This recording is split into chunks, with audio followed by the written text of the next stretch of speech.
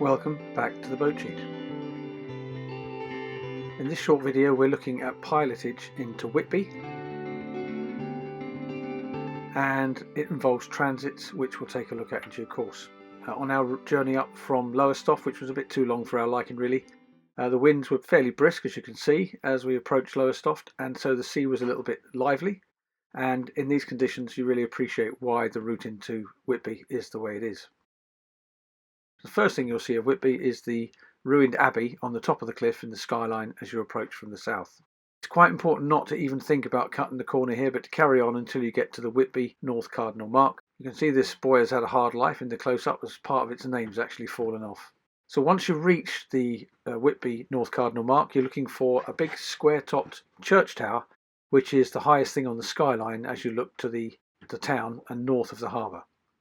It's actually quite obvious, so what we're going to do is take a transit from the North Cardinal Mark down to that church, and then another transit from that into a lead-in mark, and then a transit from the harbour wall which takes us up into the harbour. This is to avoid drying areas within the harbour on both the left and the right as you approach.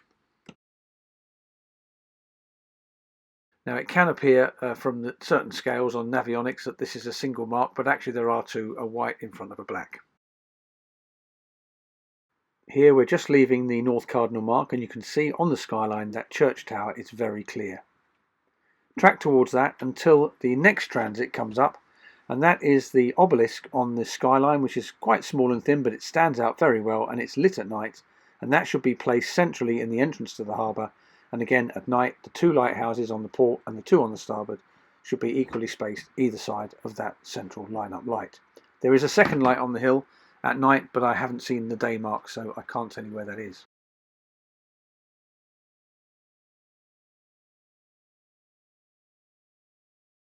Just keep that mark central in the opening and head on in.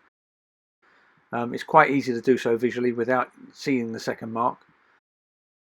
On the day we came in, as you can see, it was breaking over the outer wall and was quite violent. As soon as you're inside the walls, things settle down nicely and you can get your boat prepared in plenty of time. The bridge only opens between 2 hours before and 2 hours after high tide, and only on the hour and on the half hour. If you arrive early, there is a waiting pontoon to the port side as you approach the bridge. You can also raft up to fishing boats, but in both cases you're expected to stay with your vessel. Generally, for small yachts you can expect them only to open half the bridge. There's plenty of room to go through, although it doesn't look like it at first. There's loads of room, and as soon as you go through, right in front of you you'll see the end of the visitor pontoon. This is the longest of the pontoons facing you, and it's pretty obvious. And generally speaking, when you call 11 to ask for the bridge, the marina will be listening out, and when you finish talking to the bridge and go over to talk to the marina, they'll tell you they're expecting you because they've been listening, and they'll often meet you down on the pontoon in order to take your lines. A lovely welcome, a nice marina. It was a very restful place to stop.